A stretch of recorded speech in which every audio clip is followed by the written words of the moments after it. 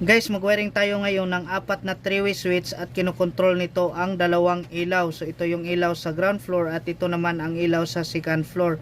So gumamit tayo ng 3-way switch para pag akyat natin maliwanag na doon sa second floor. Same lang din sa ground floor kasi pwede natin ito i-switch and off sa second floor at pwede rin natin ma-switch and off sa ground floor. So ito yung purpose ng 3-way switch. So ito yung unang ilaw natin guys, lagay natin to sa ground floor at ito namang isa lagay natin din dito sa second floor. Ngayon guys, gumamit tayo dito ng 15 ampere circuit breaker. Ito na yung supply natin na 220 volts.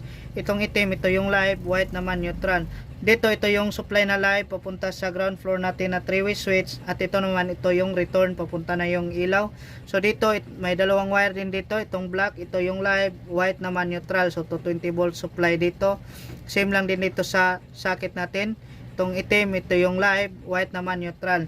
Dito naman sa kabila guys, ito yung supply na live dito sa second floor natin na 3-way switch. At ito namang isa, ito yung return papunta dito sa second floor na ilaw. So dito guys, may makikita kayong apat dito na wire. So ito ang traveler ng 3-way switch ng ground floor at 3-way switch ng second floor. So itong dalawa, ito yung traveler ng ground floor, papunta yan ng second floor. So itong isa, ito yung traveler 1 at ito namang isa, ito yung traveler 3. So same lang din dito sa kabila, ito yung traveler ng second floor papunta dito sa ground floor. So ito yung traveler 1 at traveler 3.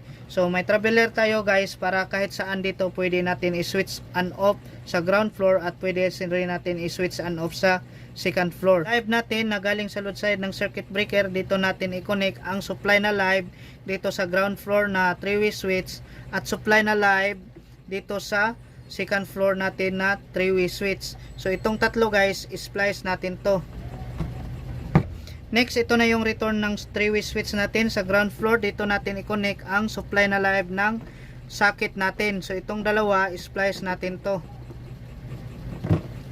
Next, dito naman tayo sa supply na neutral na galing sa load side ng circuit breaker. Dito natin i-connect ang supply na neutral dito sa ground floor na socket at supply na neutral dito sa second floor na socket. So itong tatlo guys, splice natin to. Next, dito naman tayo sa second floor natin na circuit. So ito na yung supply natin na 220 volts. Itong black, ito yung live, white naman neutral. So live natin, dito natin i-connect ang supply na live dito sa second floor natin na 3-way switch. So itong dalawa guys, splice natin to.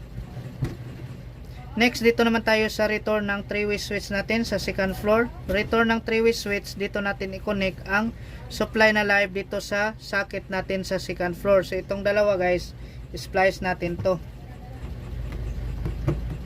Next, dito naman tayo sa supply na neutral. Neutral ay dito natin i-connect ang supply na neutral dito sa socket natin sa second floor. So itong dalawa, splice natin. Next ay kabit na natin ang 3-way switch natin.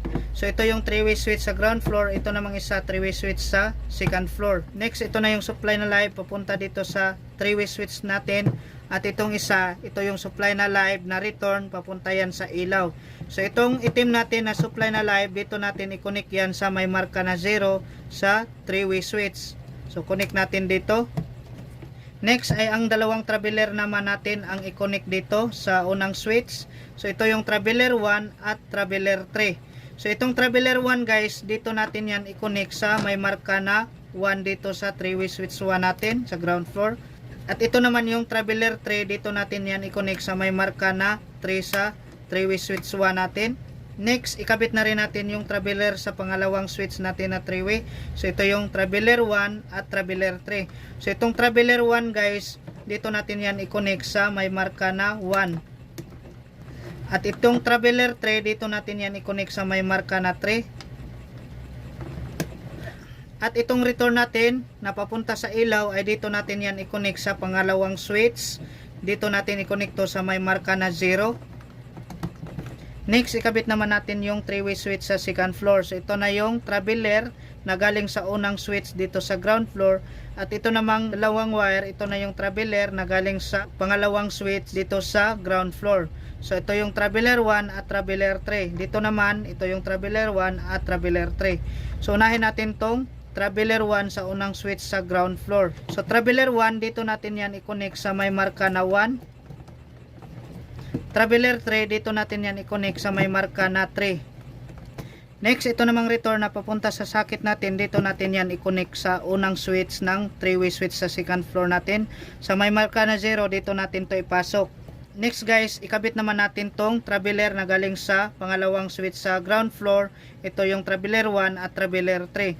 So traveler 1, dito natin yan i-connect sa may marka na 1, dito sa pangalawang switch natin sa second floor, 3-way.